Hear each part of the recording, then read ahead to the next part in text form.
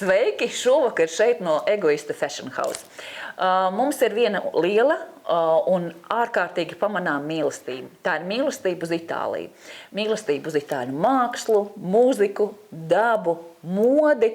Un šovakar studijā šeit, nelielajā, ko mēs esam aranžējuši Egoista Fashion House telpās, mums ir eksperts. Itālijas jautājumu eksperts. Sveika, Baiba!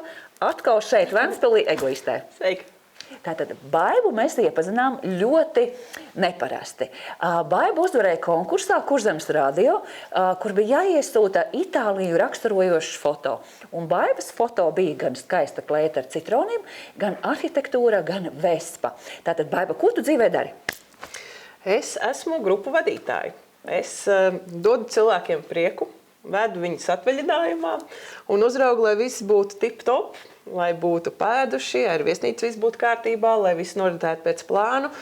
Un, jā, mēs kopā baudam gan Itāliju, gan citas valstis. Bet Itālija ir liela mīlestība ne tikai mums šeit, Egoistē strādājošiem, bet arī Baibai. Tātad Baiba strādā ekskursiju aģentūrā, veido dažādu veidu ceļojumus lielākām, mazākām grupām, bet man bija būtiski, lai Baiba pastāstā mums to Itālijas sajūtu un to Itālijas maršrutu, jo tūlīt mums visiem sāksies atvaļinājuma laiks, un mēs saviem tuviniekiem varēsim ieteikt, kā un kur un ko izbaudīt. Baiba, kas tā ir par aģentūru, kur tu strādā? Jā, es strādāju ar aģentūru, kas saucās Mēnesdiena. Tā ir aģentūra, kurā mēs braucam mazās grupās. Tie ir dzīves baudītāji, kuri nesteidzās, kuri vēlas doties kaut kur, bet tā baudīt. Nevis, lai tikai ček apskatītu vienu, otru, trešo vietu, bet tiešām izbaudītu gan šo te atmosfēru, gan arhitektūru, gan kultūru, gan ēdienus, gan vīnus, gan dažādu veidu degustācijas. Jā, un tas ir tas, kur es arī dodos viņiem līdzi.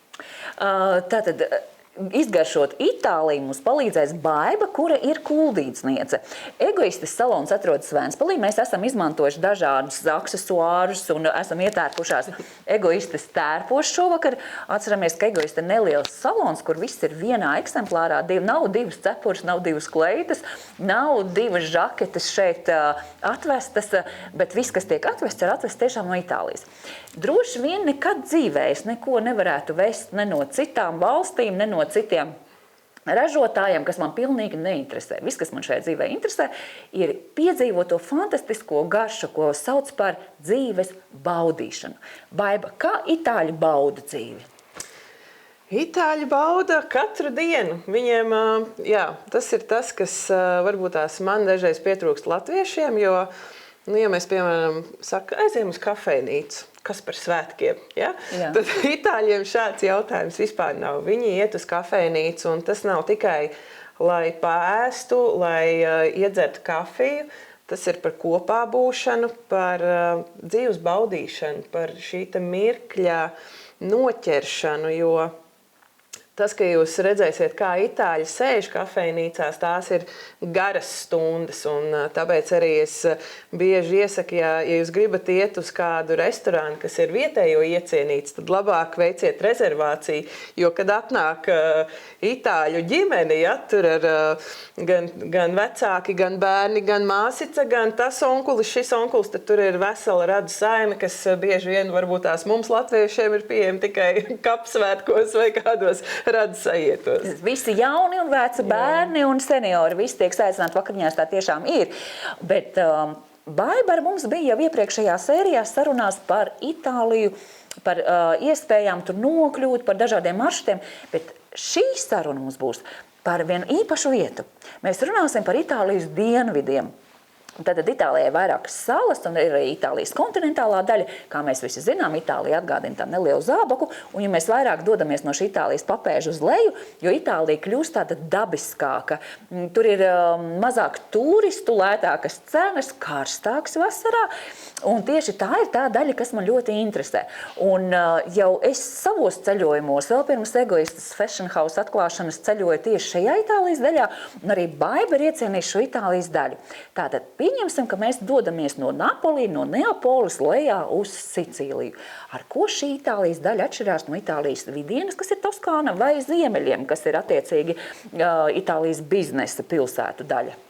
Nu jā, Sicīlija pat pa sevi jau ir kā sala, līdz ar to ir šis te vidusjūras klimats, ir ļoti daudz jūras veltes, zivis, tunči, kurus var arī kurus var baudīt. Un tas, ko mēs bieži vien dabujam kārbiņās šeit Latvijā, tas nav tuncis, tas ir vienkārši kaut kas samalts, nenosakāms.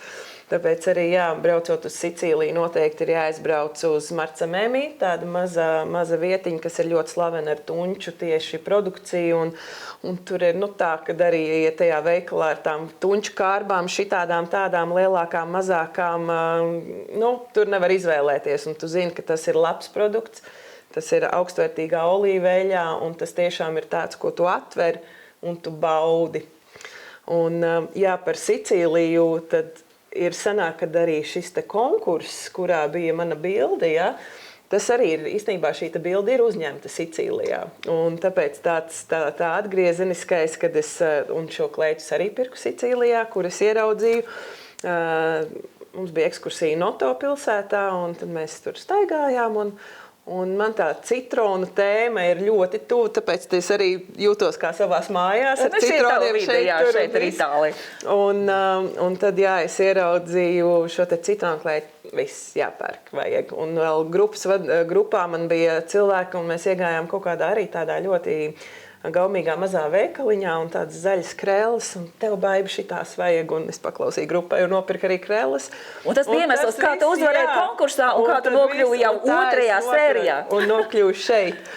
Un arī stāsts par šo te vespu arī bija tas, kad es nofotografējos pie šīs te vespas un aizsūtīju vīram paskaties, vai nav skaisti, vai ne, man vajadzētu un tā.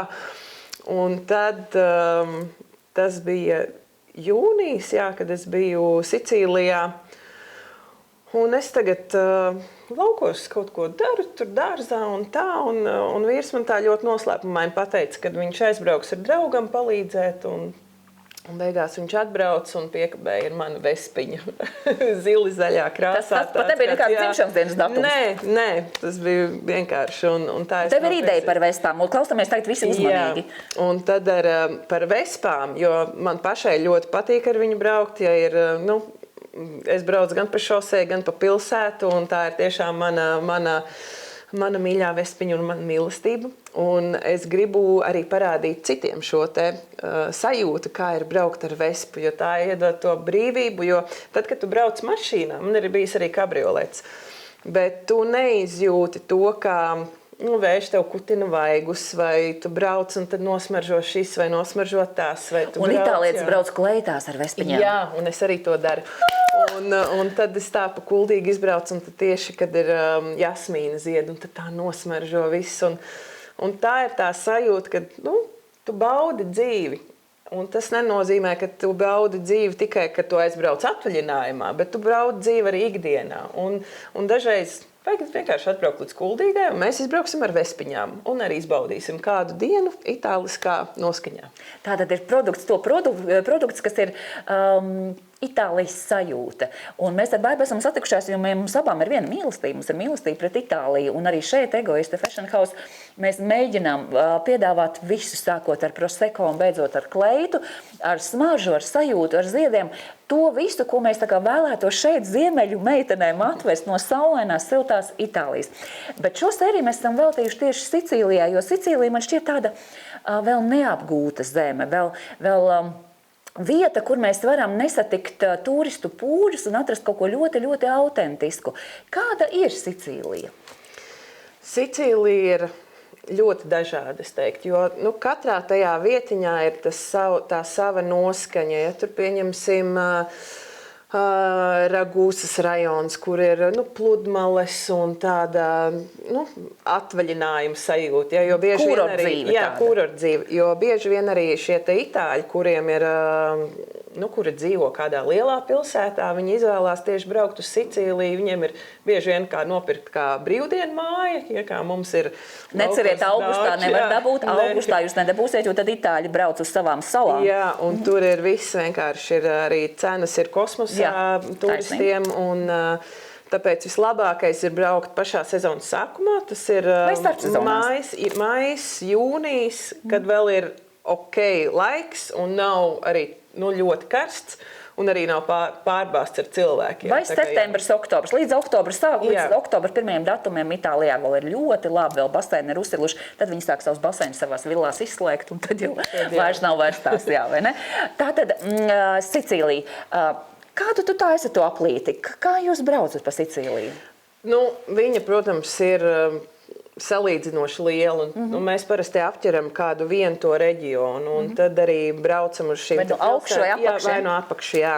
Un mums ir arī sadarbība ar vienu fantastisku gidi, kas ir latvieta, kas ir ieprecējusies arī Sicīlijā jau nezinu cik daudzus gadus, bet jā, viņa dzīvo Palermo, bet viņa pie mums tad, ja ir, pieņemsim, tūri, viņa atbrauc. Un valdei tiešām cepur nost, jo viņi par Sicīliju izstāstīs no A līdz Z, un tā kā viņi iegrābs autobusā un paņems mikrofonu, tā viņi izkāp, jo tā ārā vēl pateiks vēl pēdējos vārdus, ja, jo jūs uzzināsiet visu gan par itāļu mafiju, gan kur ir slavenais komisārs Monte Blanco, ja ir filmēts arī mēs uz to vietiņu brauksim, apskatīsimies, un tad... Mēs, protams, brauksim uz Calta Girone, kas ir slavena ar savu keramiku, ar šīm te skaistajām kāpnēm, kur man viena ir cita vēl citrona kleita, kur bija tāda gan zeltena, gan zila un zaļa. Un tad vispār tajās kāpnēs es tur tā kā saplūdu kopā, un arī tāda bilde ir. Ja tā kā uztaisīs vēl vienu kaut ko, tad es iespriekšu nākamajā sezonā egoisti atgriežās Kurzemes rādio. Bet jā, vai tiešām par to mafiju mēs pieminējām? Man ir dažādas versijas teikt Sicīlijā par mafiju. Kā tu domā, viņi tur ir vai viņi tur nav? Es domāju, ka viņa ir. Protams, jo nav dūma bez uguns, un noteikti, ka viņa ir. Tikai jautājums, vai to parastais turists var atšifrēt, ka viņi tur ir, bet, tāpēc valdes stāstiem, viņi ir diezgan tāda... Es teiktu, korumpēta ir šī dienvidu Itālijas daļa, bet tur šīs mazās baznīciņas un ciematiņi, viņi tiešām ir reāli. Tur filma Krustāvs ir filmēta, un tas ciemats tur tiešām reāli arī ir. Un varbūt tā nav tāda bagātākā, tas nav Amalfī krasts, ja? Bet mēs ieteikti aizbraukt uz Sicīliju. Jā, noteikti. Un pirms braucat ir arī ļoti forša filma, ko noskatīties, Lotus. Vai esi redzējis? Nē, es Lotus neesmu, es ar Krustāvu dzīvoju vēl. ir tāda filma, viņa ir tā kā sērijas, un tur ir dažādas sezonas, un viena no šīm sezonām ir Sicīlijā. Tā ir Netflixā, ja? Viņu var, gan Netflixā, gan arī TET TV, arī viņa ir pieejama, tā kā var apskatīties, ir tāda ļoti... tur var noķert to sajūtiņu, un, protams, arī tur ir tas mafijas motīvs, un kā tur visi tie notikumi atrisinās, un šie te bagātnieki, kā viņi dzīvo, un tajā pašā laikā viņi tur meklē savus itāļu radiniekus, jo ļoti daudziem ir tā, kad ir šie itāļi kaut kur vai vectēvi vai bijuši kādi senči sanāk. Tāda interesanta sērijas, ko noskatīties. Jāsaka, ka Sicīlija ir ļoti tuvu Neapoles daļai, tātad dienvidi, un tieši no Napoli nāk mums viss tā garšīgākā un vislabākā pica. Arī Ventspilī ir vietiņa Prego, kur gatavo labu itāļu picu, un arī Kuldīgā ir Goldingen, ja? Goldingen rūms, kur ir īstā itāļu krāsnes. Jā, un vēl mums ir vieta forša rezidents Café Venta, kur arī ļoti labas itāļu picas. Viņi ved speciāli milts no Itālijas un raudzē. Tātad rezidents ir kurā vietiņā? Rezidents Café Venta. Viņi sanāk pie paša Ventas tilta. Zomera pusē? Nē, otrā pusē. Sanāk, Riversides ir vienā pusē, otrā pusē ir rezidents Café Venta, jā. Jā, tas ir, kur ir mākslinieku rezidents, ja? Jā. Mākslinieku izstāžu telpas tur ir, jā, un tāds tornīts ar kailu vīrieti, kurš tad Ventspilniekiem to neatpazīst. Arī rīdznieki, kas mūs skatās, tagad zina šo vietu, par ko mēs runājam. Tad tur ir arī itāļu pica, ja? Ventspilī Prego, un vismaz 2 vietas Kuldīgā, ko mēs jums iesakām. Silti. Kas ir īstā itāļu pica? Īstā itāļu pica ir kārtīga mīkla, kas ir ilgi raudzēta, kas ir pareizi, plāni izrullēta. Un, protams, jau Itālijas karoks, ja, kas ir pica margarita, kur ir baltais, ir mozzarellas sieras, sarkanā krāsa ir ir mērcīte un zaļais ir baziliks. Tā ir Itālija. Jā, un vecais labais amerikāņu joks, ka nekad Itālijā neprasiet ananāsu picā. Jā, jā tātad... Un kapučīno pēc 12. Jā, un vai tu esi izjūt uz to, ka nevar padzert kafiju pēc 12? Var padzert kafiju, bet, protams, viņi skatās uz tevi kā turisti. Jā, es ļoti cenšos, ļoti gribās kafiju, un tad es arī godīgi pasaku, ka es esmu stjupidu turista, un es tagad gribu kafiju, un reizēm es to kafiju nemaz nevaru sagaidīt vakariņu beigās, kas vispār ir iznīcinoša. Tātad Itālis no rīta dzer kafiju un kafiju ar pienu, un pēc tam, tas mazais espresso, jeb cortado, ja, bet vai vēl kādi varianti kafijām, kur ir vairāki, ja jūs pameklēsiet, paskatīsieties, bet jebkurā gadījumā kapučīno pēc pusdienām vairs nelieto, ja jūs gribat tā justies pavisam savējais Itālijā. Un neprasiet latte, jo tad jums atnesīs tikai pienu. Jā, siltu pienu. Jo viņi nesaprot, ko nozīmē latte, kā latvieši saka, iet kafejnīcā, man latte vienu. Ja. Tieši tā. Tā kā ar kafijām uzmanīgi, bet ceļojot pa Itāliju, vai atšķirās Sicīlijas arhitektūra, piemēram, braukšanas kultūra pa ielām, vai vēl kaut kas atšķiras no pārējās Itālijas daļas, par ko mēs runājam pirmajā sērijā?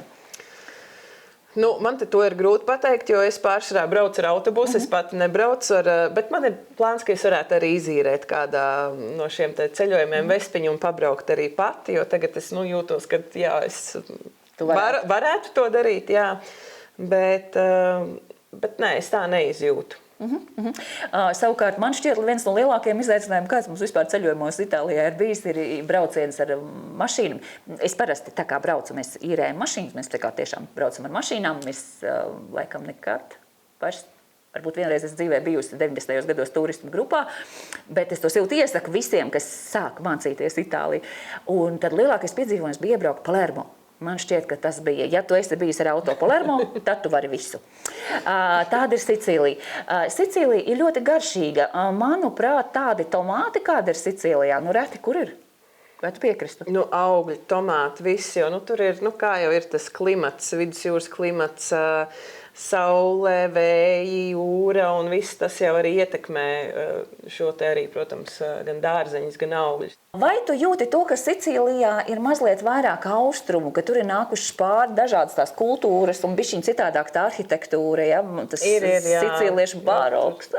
Tur ir viss, gan baroks, gan arī ietekmes no visām citiem laikiem, kas tur ir nākuši pāri, jo, protams, kā sala, jebkura sala, viņi sanāca tā, ka tie bagātie cilvēki, viņi dzīvoja salas vidienē, jo tas ir visdrošāk. Nevis tā, kā mēs tagad iedomājamies, ka visi bagātnieki dzīvo piekrastē. Nē, tas ir īstenībā viņiem mainījies, var teikt, 20. gadsimta, sākumā, no 50. 60. gadiem, kad reāli viņi sajūtās, kad ir droši, ka mēs varam arī to teritoriju ap jūru apgūt, un tikai tad šis turisms un viss attīstījās līdz ar to, tad. Un tas jau ir vēsturiski, kad šīs pilsētas, kas ir lielākoties arī salas vidienē, tad tur arī ir redzams šī dažādo gan tautu, gan kultūru ietekmi, kas ir nākuši vēsturē cauri un atstājuši šos nospiedumus. Tāpēc mēs varam būt priecīgi, ka varam apskatīties kaut ko tādu, jo ir arī dažas vietas, ko, piemēram, ir izpostījis zemestrīce, vai vēl kas, un tad tas jau ir viss jau aizgājis nebūtībā. Bet vēl viena tāda interesanta lieta, ko man sanāca piedzīvot Sicīlijā pagājušo gadu, kad es biju ar grupu. Mēs bijām tieši jūnijā, un tad sanāca, ka dienā, kad mums ir jādodās projām, bija mums Latvijā saulgrieži, 21. Jā. Un mums tā diena arī tā, ka mēs izčakojāmies no istabiņām un atstājām koferus un visi atpūšamies pie baseina.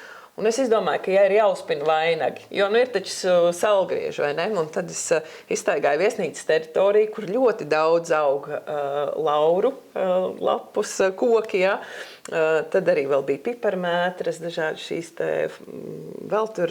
Jūs jūtat kāda aģentūra attieksme, pret turistiem? Un es uzspinu divus vainagus. Vienu tā kā dāmām un otru lauru vainagu tikai čaļiem. Un tad mums bija fotosesija baseinā ar šiem vainagiem.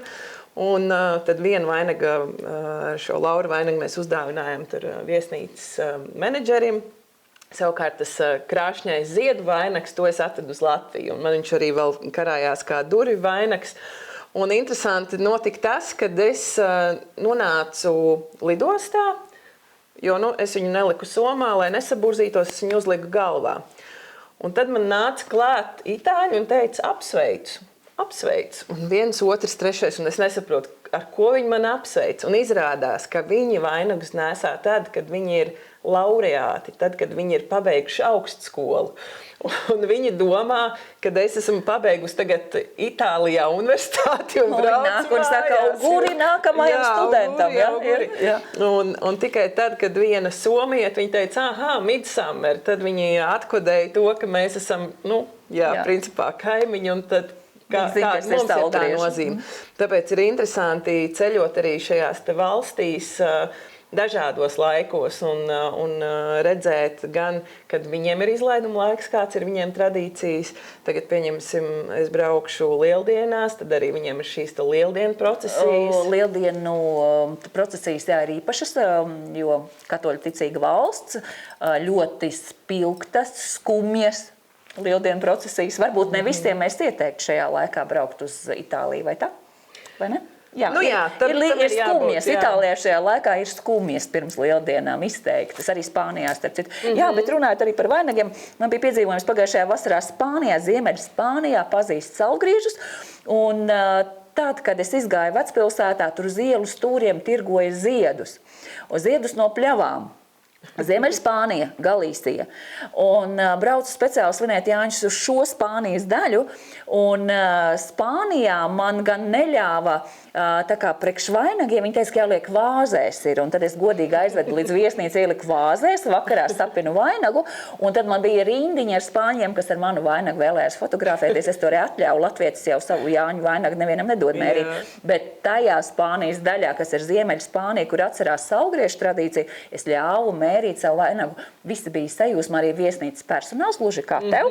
Un jāsaka, ka arī viņi dedzina ugunskurus okeāna krastā. Pamēģiniet, brīnišķīgs ceļojums. Bet turpinot ar Sicīliju. Tātad Sicīlija ir liela sala, bet Sicīlijai apkārt vēl ir salas, vai ne? Tad ir Korsika, tur tūmā var braukt, es esmu bijusi Elbas sala, ir brīnišķīga un vēl. Vai tu varētu teikt, ka ceļojums uz salu Itālijā atšķirs no ceļojuma uz kontinentu, piemēram, uz Toskānu, Vidieni? Noteikti, jā. Teiksim, ko izvēlēties kuram?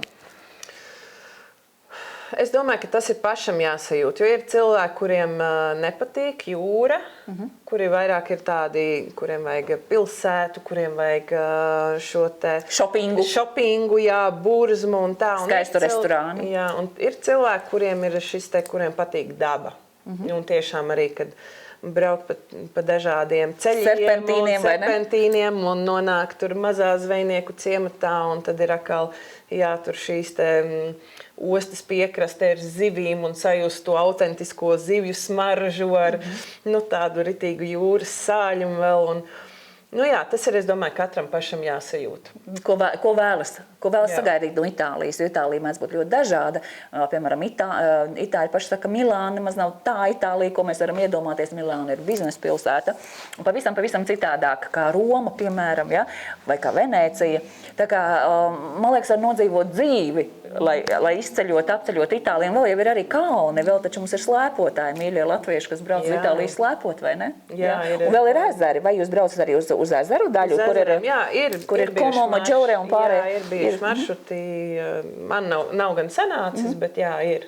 Kas ir atkal pavisam cita Itālija. Ja? Tā kā viņi ir tik brīnišķīgi un tik dažāda. Kāds ir itāļu sievietes, Baiba? Skaistas.